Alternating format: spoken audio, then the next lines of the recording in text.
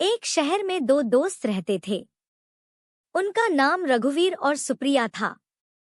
यह दोनों बहुत अच्छे दोस्त होते हैं। बचपन से एक दूसरे के साथ रहते थे। रघुवीर बहुत आलसी होता है। रघुवीर कभी अपना काम टाइम पर नहीं करता, सारे काम सुप्रिया से करवाता था।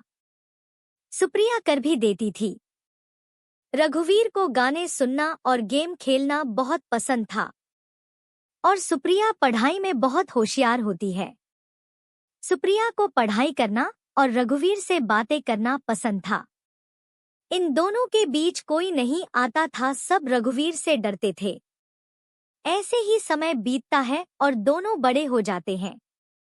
रघुवीर के अंदर कोई सुधार न होता देख के रघुवीर के मम्मी पापा को बहुत चिंता रहती थी। डांटने पर सुप्रिया हर बार रघुवीर को बचा लेती थी। पर यह कब तक चलता, दोनों कॉलेज आ गए थे। रघुवीर एक क्लास पीछे था सुप्रिया से क्योंकि रघुवीर फेल हो गया था।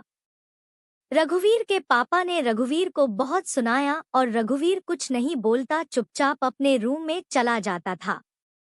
उतने में सुप्रिया आ जाती है और रघुवीर के पापा सुप्रिया से कहते हैं, बेटा अब तू ही इसे समझा।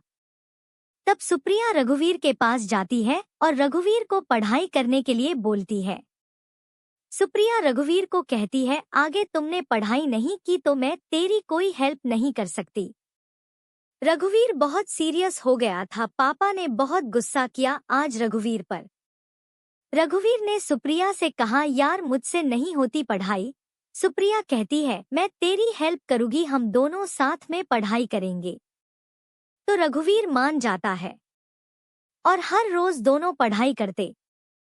सुप्रिया रघुवीर को पढ़ाई में पूरी मदद करती। अब रघुवीर का मन न होने पर भी सुप्रिया के साथ पढ़ाई करता, क्योंकि रघुवीर कभी सुप्रिया का दिल नहीं दुखाना चाहता था।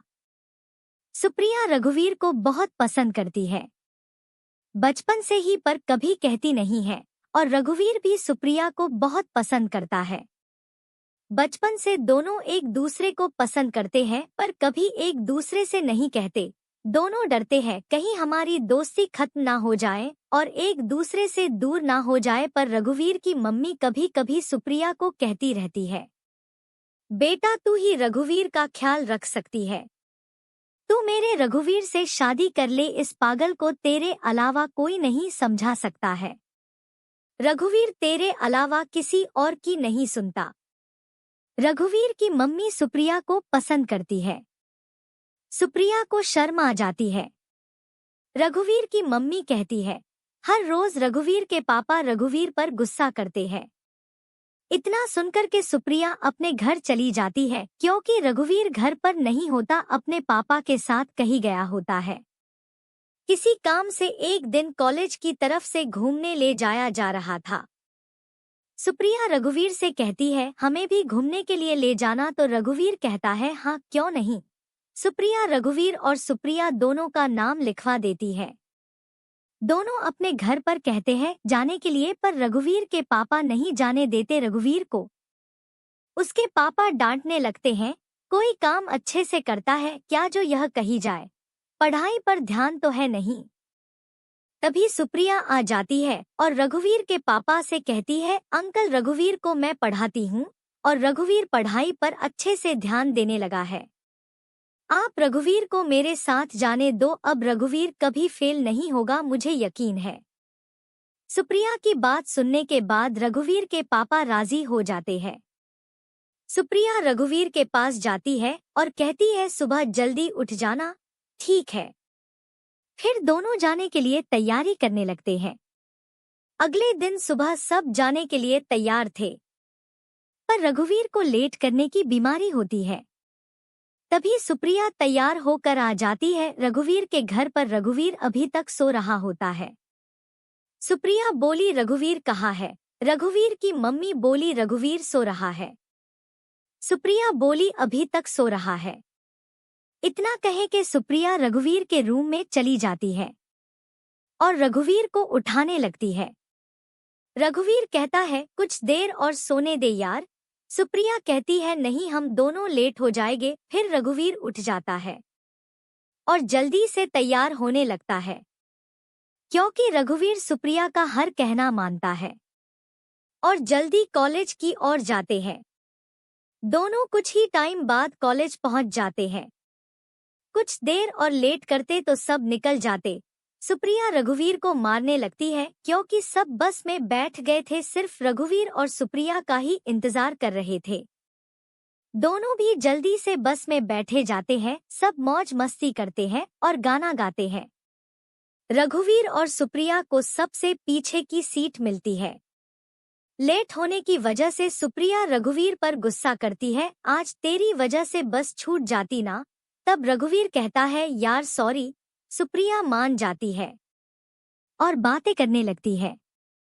सुप्रिया को नींद आने लगती है और रघुवीर अपने फोन से गाने सुन रहा होता है।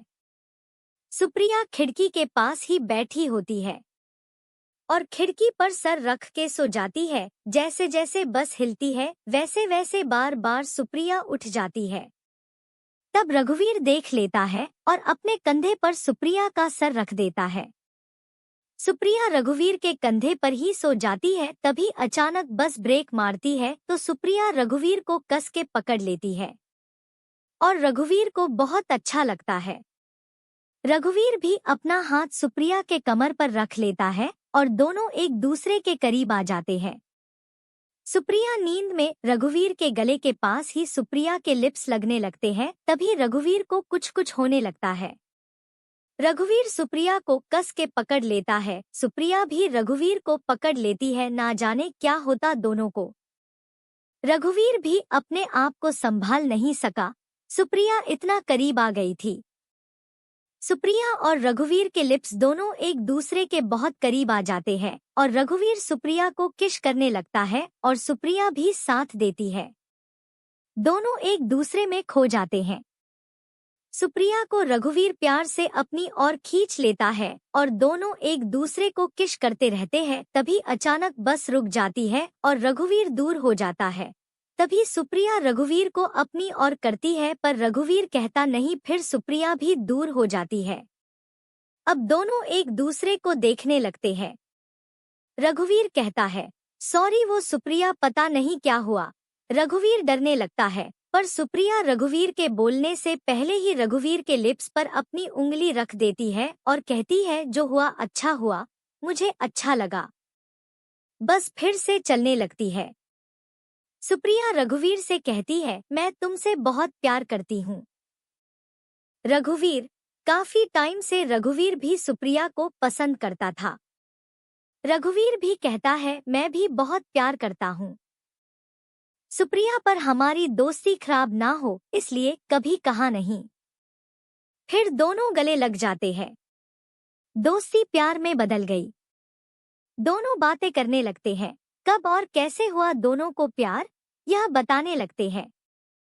तभी एक होटल के पास बस रुकती है और सब अपना सामान लेकर होटल में जाते हैं। अपने अपने रूम लेने के लिए सुप्रिया और रघुवीर भी होटल में जाते हैं। तब सुप्रिया रघुवीर से कहती है, एक रूम ले लेना, मुझे तुम्हारे साथ रहना है। रघुवीर कहता ठीक है। रघुवीर एक ही रूम लेता है। लंबा सफर था तो रात को होटल में ही रुकते हैं सभी। तो दोस्तों, हमारी स्टोरी पसंद आई हो तो चैनल को सब्सक्राइब करें और कमेंट करके बताएं स्टोरी कैसी लगी।